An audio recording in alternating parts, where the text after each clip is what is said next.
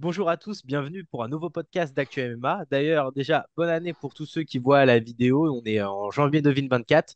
Santé à tout le monde et que tout le monde réussisse les projets. Aujourd'hui, comme vous pouvez le voir, nouveau intervenant, on est avec Anthony Rea. Anthony Rea, comment tu vas?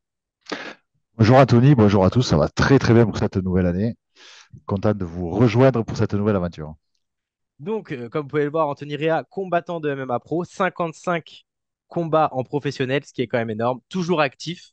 Dernier combat remporté au premier round et j'ai cru comprendre qu'il y avait d'autres combats qui allaient venir par la suite. Donc, Anthony, Anthony Rea a combattu à peu près partout. Au KSW, Dragon Fight, Cage Rage. Donc, on est quand même sur une grosse pointure du MMA français. Et aujourd'hui, s'il est avec nous, c'est pour parler du premier événement du UFC cette année, Ankalaev Walker, mais aussi du combat de notre Français Taylor Lapillus qui affrontera Farid Basharat. C'est parti.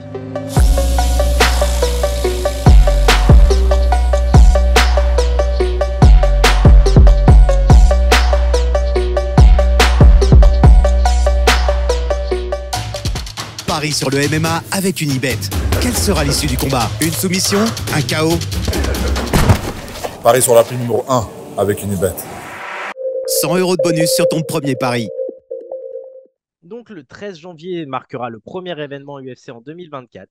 Et le main event, c'est une revanche. Enfin, une revanche, un combat qui n'a pas pu être terminé, qui n'a pas vu le terme, puisque Magomed Ankalaev va affronter pour une nouvelle fois Johnny Walker. Il s'était déjà affronté à l'UFC 294 en octobre 2023. Mais coup de genou illégal, donc le combat est devenu transformé en no contest.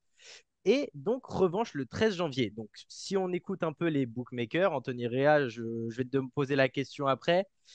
Ankalaev est favori. Si on regarde un peu, si on met ça en pourcentage, il est à 90% favori contre Johnny Walker. Je trouve assez énorme, on en discutera. Donc Magomed Ankalaev, c'est quand même 18 victoires, une seule défaite à l'UFC contre Paul Craig. On se souvient d'une soumission à la dernière seconde. Et Johnny Walker, c'est un peu le train qui a déraillé au vol, mais 21 victoires et 7 défaites. Donc, première question que je te pose, Anthony. Mhm. euh, Magomed Ankalaev favori. Logique ou pas? Pour moi, ça me paraît assez logique que Ankalaev soit donné favori.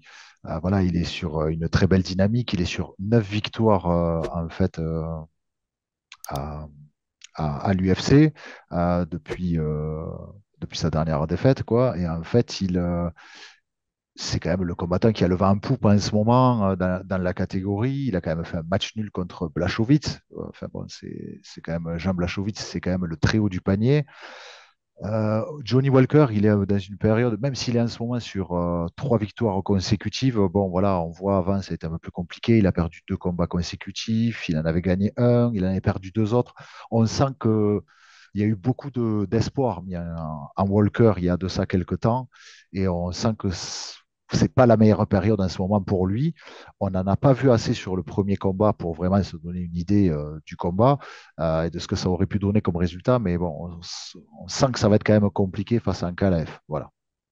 Et comme on a vu pour le premier combat, bon, comme tu as dit, on n'en a pas vu assez. C'était compliqué de juger. Il y a eu quelques échanges, mais pas tellement. Donc, comment on sait que, bon, en Magomed Ankalaev, Dagestanais, apparemment, c'est le but. Mais bon, on voit quand même, c'est 9 KO à l'UFC, enfin l'UFC, 9 KO en MMA, 8 décisions et en fait, bah, très peu de soumissions. Donc, est-ce que c'est quelqu'un, comme tu disais, est-ce que c'est un lutteur? Enfin, c'est quoi son style de combattant et en quoi, en fait, ce style le donne favori contre Johnny Walker? Moi, je pense que Ankalaev, il est plutôt, pour dénoter de la plupart des Dagestanais, il est plutôt un striker. Il y en a quelques-uns comme ça.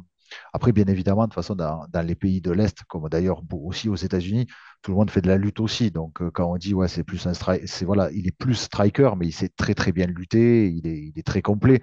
Voilà, je pense simplement qu'il aime bien ça. Il est très bon. Il est très méthodique dans ce qu'il fait en striking. Euh, c'est là où ça va être peut-être compliqué pour Walker. Je pense que pour moi, Walker, il faut qu'il fasse du Walker, c'est-à-dire être un peu foufou. Non, mais essayer en fait de surprendre, de piéger en fait Ankalaev, parce que s'il est trop académique face à Ankalaev, je, ça va être très très compliqué par rapport à ça. Et puis voilà, Ankalaev, il est capable aussi de tenir sur la distance. On sait que Johnny Walker, il est un peu plus foufou et un peu plus vaillant aussi sur les premiers rounds. Voilà, plus le combat va aller dans le temps, plus je pense que ça va être compliqué de toute façon pour Johnny Walker. Donc on l'a vu pour le premier combat. Je sais pas si tu te rappelles, tu as Johnny Walker qui a un peu simulé de s'être fait connecter avant de faire un coup de genou sauté. Donc c'est ça que tu parles, c'est ne pas être académique, ok, mais genre vraiment surprendre le personnage qu'est Ankalaev. Ah, je pense qu'il faut essayer vraiment ouais, voilà, de le surprendre. Alors peut-être pas en allant aussi loin que la première fois, parce que c'est quand même très osé. Mais oui, voilà, il faut essayer en fait de le faire dérailler, parce que tant que ça va rester très académique, je pense qu'en Calef, il est très très bon là-dedans. C'est parfaitement son style. En fait, les combats souvent c'est ça, c'est est-ce que j'arrive à imposer mon style et est-ce que j'arrive en fait à annihiler le style de mon adversaire. Donc là, il faut vraiment qu'il essaye de faire dérailler Ankalaev. S'il le fait dérailler, ça peut marcher. Il est très fort. Il a quand même il a quand même du punch, hein, Walker. Donc ça peut marcher. Si ce n'est pas le cas, voilà, je pense qu'Ankalaev va arriver à dérouler et va se mettre en place tranquillement et arriver à faire ce qu'il a envie de faire pendant le combat. Parce que mine de rien, quand on regarde les stats, quand on va sur le site UFC ou même dans les stats des combats de MMA, Ankalaev donne 3 coups et demi par minute, significatif, mais il en encaisse quand même 2,2 et ça m'a un peu choqué. J'ai pas l'impression que Ankalaev prenne autant de coups que ça dans un combat, mais pourtant, bon, il encaisse apparemment.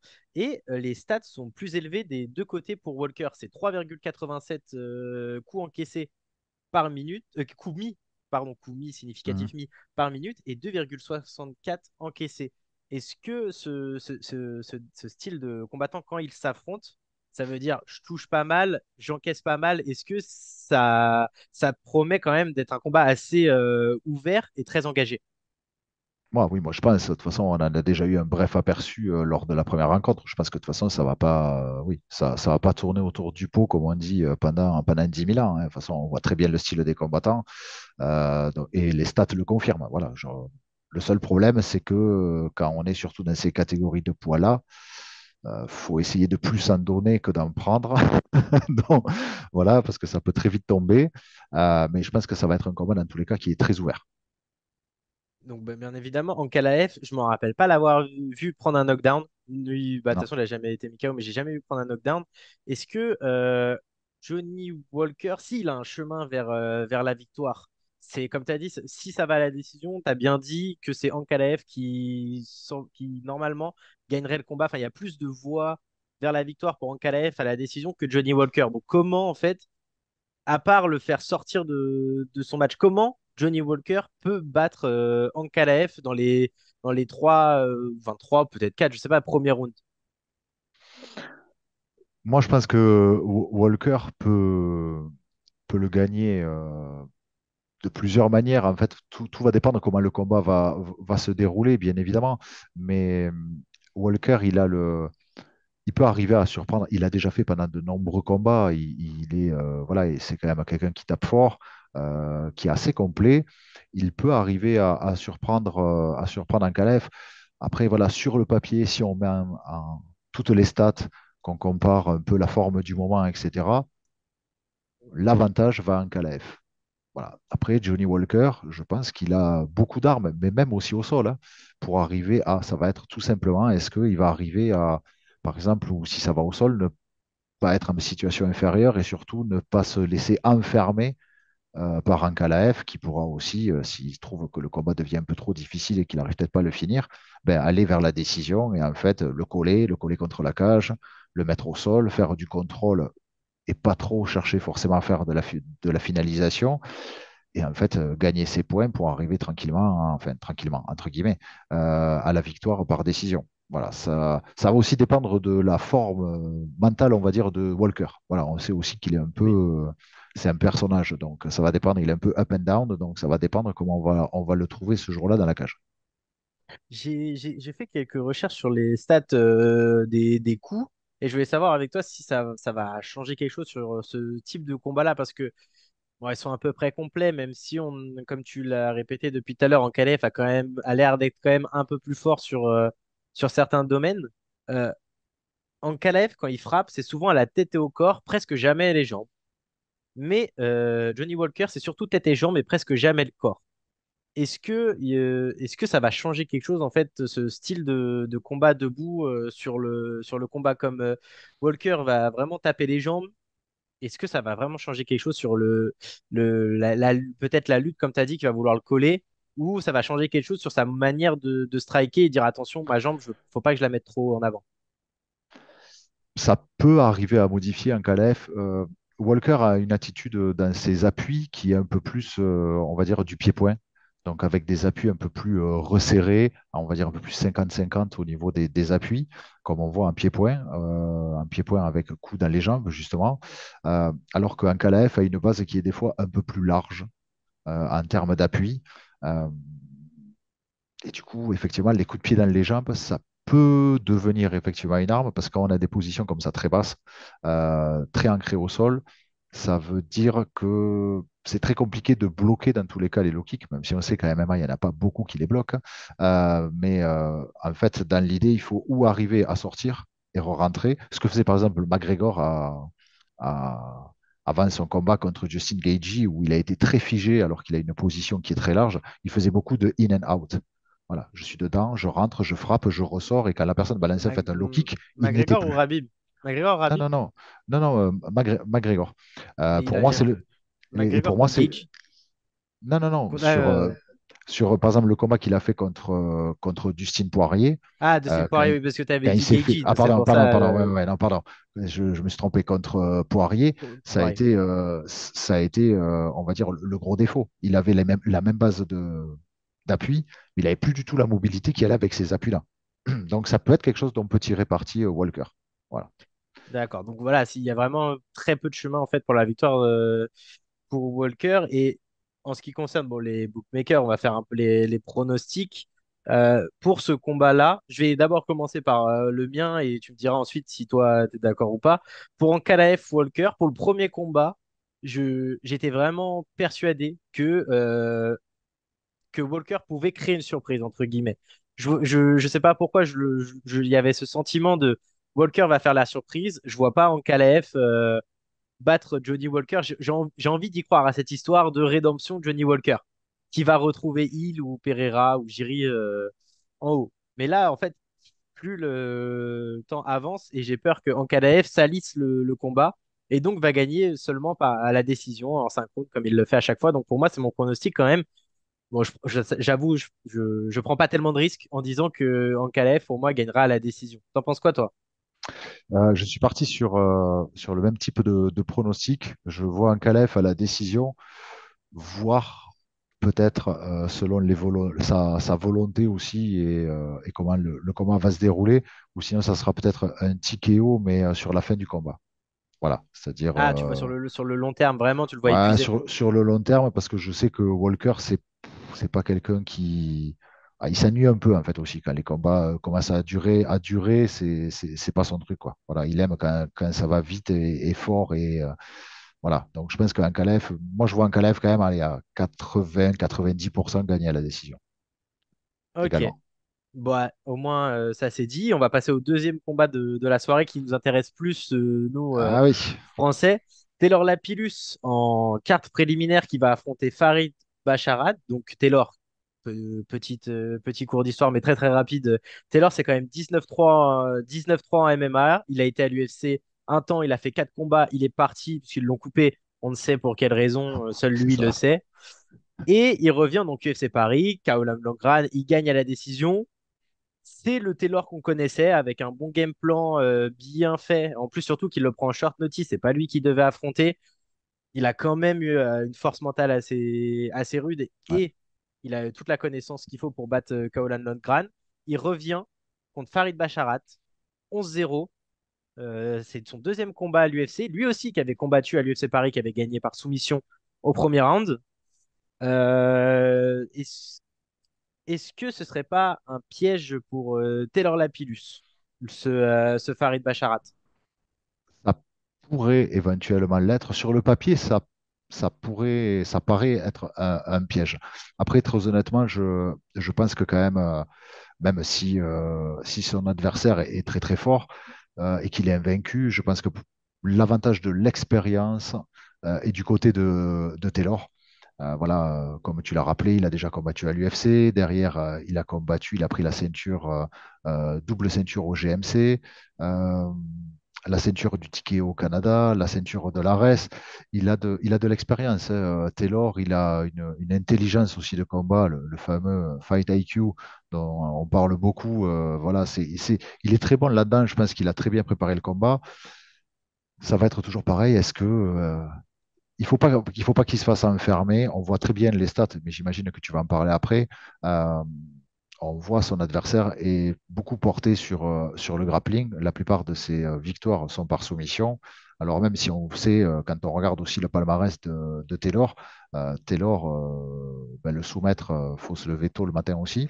Mais il peut se faire enfermer aussi dans un côté stratégie. On le sait maintenant, voilà, il y a des combattants, j'arrive pas, bon, voilà, qui peut aussi le coller encore une fois contre la cage, le mettre au sol, et en fait l'enfermer et lui faire vivre un petit enfer pendant 3 rounds, où en fait il ne sera pas réellement en danger techniquement, il ne sera pas proche d'être finalisé, mais où à la fin, on va lui dire, mais en fait, tu n'as pas fait assez pour pouvoir remporter les rounds. Donc c'est ça qu'il faut faire attention. Mais je pense que Taylor va trouver la solution au problème. Bah justement, quand on parle des stats, c'est quand même Taylor, c'est trois défaites à la décision. Et si parce que les règles du MMA ont changé depuis, bon, je te l'apprends pas, je l'apprends à personne. Si ces règles-là, les règles d'aujourd'hui étaient celles de l'époque, Taylor, il est invaincu, soit une seule défaite. Parce qu'il y a plus de coups significatifs, plus de touchés, voilà. Bon, c'était pour la Mm. petite anecdote. Surtout que son adversaire, c'est quand même 6 soumissions. C'est vrai que on le voit, il a une chaîne YouTube avec son frère, qui est aussi à l'UFC d'ailleurs, Ouais. et lui aussi a vaincu, je crois. Donc bon, c'était un peu comme les frères Bonfim, ils sont arrivés, il fallait. Bon, après, ils ont tous perdu, on a vu ce que Benoît a fait à Bonfim. Mais c'est ça, c'est qu'il a une chaîne YouTube avec son frère et ils font beaucoup de grappling.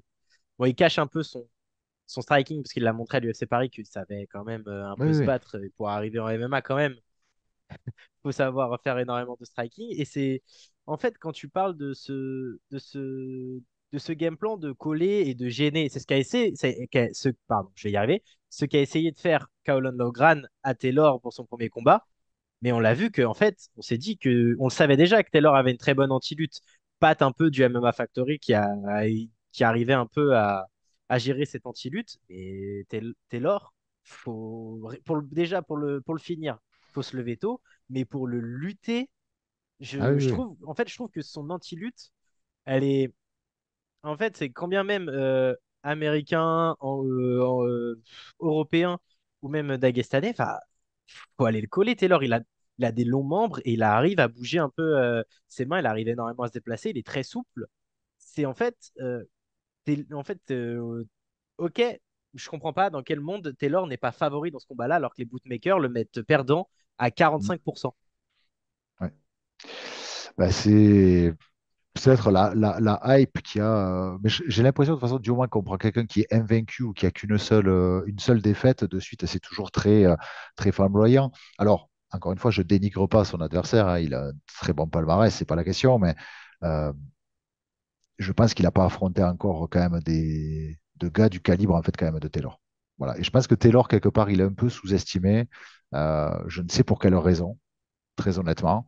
Voilà, c'est comme, on va pas revenir dessus, c'est comme son histoire d'au revoir à l'UFC il y a quelques années en arrière. On n'a pas tous compris le pourquoi du comment, mais voilà, je pense il est sous-estimé. Mais voilà, et quand on regarde bien attentivement quand même tout ce qu'il a fait, ça va être quand même, ça va être un combat assez compliqué pour son adversaire. Et voilà, je pense j'espère pour son adversaire il a envisagé que ça allait être un combat difficile, hein, parce que s'il pense qu'il va arriver et qu'il va plier en deux Taylor en 2 rounds, je pense qu'il va avoir pas mal de déconvenus.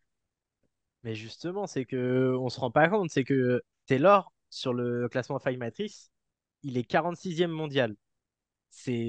Déjà c'est énorme, mais il a fait enfin, il a fait ses 4 combats à l'UFC, mais il était déjà dans le top 50 alors qu'il n'était pas à l'UFC. faut quand même Ah oui, placer Taylor sur un classement.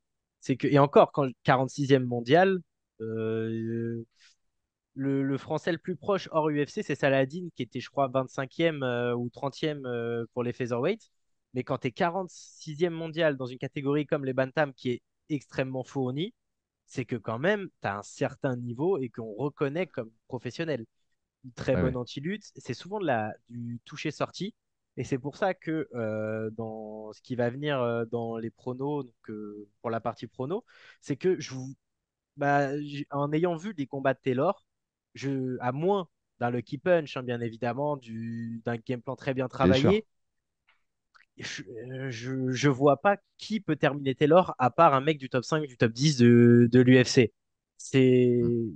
Enfin, voilà. Après, c'est Clément Marcoux qui disait que généralement, les combattants, ils n'ont pas peur des meilleurs du monde. Ils n'ont pas peur des top 15 ou des top 20 de l'UFC. Ils ont peur de l'accident. Du mec d'avant qui va te mettre KO ou du mec qui va te soumettre alors que dans aucun monde, enfin 9 fois sur 10 le combat, il le gagne. Ouais, c'est Donc, ça. hormis ce scénario-là, bah, pour moi, c'est Taylor à la décision. Et son adversaire, il prend pas énormément de coups, mais enfin, il a montré quand même que Taylor, dans son combat contre Demarté Peña, qu'il pouvait mettre KO des mecs invaincus. Ah oui, oui. Peña était invaincu. Je vois bien un Taylor plus à la décision, mais un KO deuxième round ne me choque absolument pas. Ah ben c'est ouais, ben écoute, on retombe encore une fois d'accord. Voilà, moi je pense que Taylor peut s'imposer à la décision, mais ça m'étonnerait pas si dans la première partie du combat, en fait, il gagne par KO technique.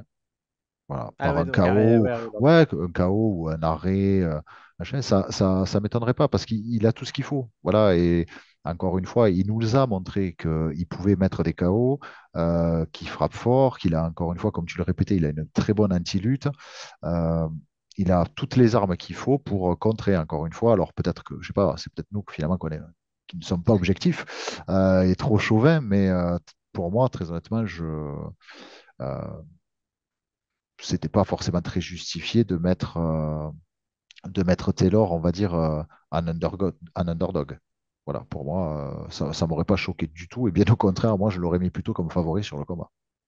et pour contrecarrer un peu ce qu'on disait sur Taylor, comment son adversaire, comment le seul chemin de victoire, en fait, je pense que ça revient au même que, comme tu disais sur Ankala F, s'il en a marre du combat, bah, il va le coller. Bah, c'est le seul chemin de victoire que je vois pour Farid Basharat. Ouais. Enfin, c'est triste à dire de dire ça, mais Oui, je pense que vraiment c'est ça, hein. ah oui, oui, mais je pense que de toute façon, il y arrivera sur cette. Parce que je pense quand il va vouloir un peu échanger, après, tout peut arriver, encore une fois, Oui. mais euh, quand il va vouloir un peu échanger, je pense qu'il va vite comprendre que c'est peut-être pas la meilleure stratégie face à Taylor. Il va forcément retomber sur, on va dire, la partie du combat avec laquelle il a le plus d'atomes crochus, donc ça va être plutôt la partie corps à corps. Là, on sait qu'il va, à mon avis, rencontrer d'autres problèmes, mais après, voilà, il y a pas le MMA, il ne faut pas aussi toujours voir se dire je vais arriver à exploiter le soi-disant point faible de mon adversaire. Par exemple, je prends Khabib, il y a ça, mais en fait, quand on regarde Khabib, Khabib, il a toujours, entre guillemets, plus ou moins eu le même style. En fait, il impose son style. Et en fait, que ce soit un lutteur, que ce soit un striker en face, il a quasiment jamais changé sa manière de faire. En fait, il s'impose. Alors en fait, c'est ça. Est-ce que l'adversaire de Taylor va être capable de s'imposer? Bon, c'est là où j'ai un doute. Voilà. Mais moi, je ne le vois pas tout d'un coup changer complètement de stratégie. Et quand on voit justement comment se sont passés tous les combats précédemment, je pense qu'il va avoir peut-être un peu de mal justement à trouver le bouton du switch pour arriver à se dire, voilà, il faut que je change de game plan, de manière de faire, parce qu'en fait, je n'arrive pas à trouver la solution face à Taylor. Voilà. Et bah, C'est mon analyse. c'est sur cette analyse qu'on termine le podcast. C'était vraiment le mot de la fin. Merci Anthony Réa, vraiment, d'apporter ton expérience, tout ce qui nous manquait un peu sur la chaîne. En tout cas, ça m'a fait extrêmement plaisir de partager ça avec toi. Mais merci également. Merci à tous. Bon, les gars, si vous voulez encore de ce style d'analyse qui a été presque parfaite, parce que bon, Il y a, il y a le début, il y a doucement faire attention, mais on va gagner en expérience. Et surtout, les gars, si vous aimez ce genre de contenu, n'hésitez pas à liker, partager, commenter. Mettez plein de Anthony Rea, on t'aime sur la zone commentaire. Ça va le faire revenir plusieurs fois sur tous les podcasts pour bien sûr tous les autres événements. Il y a l'UFC 300 cette année. Il y a beaucoup d'événements qui arrivent en 2024. Manon Furo, son main event. Pourquoi? Il y a Ouais. KSW qui arrive en France. Il y a plein de combattants français. Nassourdine Imavov, bien sûr. Donc, n'hésitez pas, comme je dis, je répète, likez, partagez, commentez. Et nous, on se retrouve pour un prochain podcast. Salut à tous.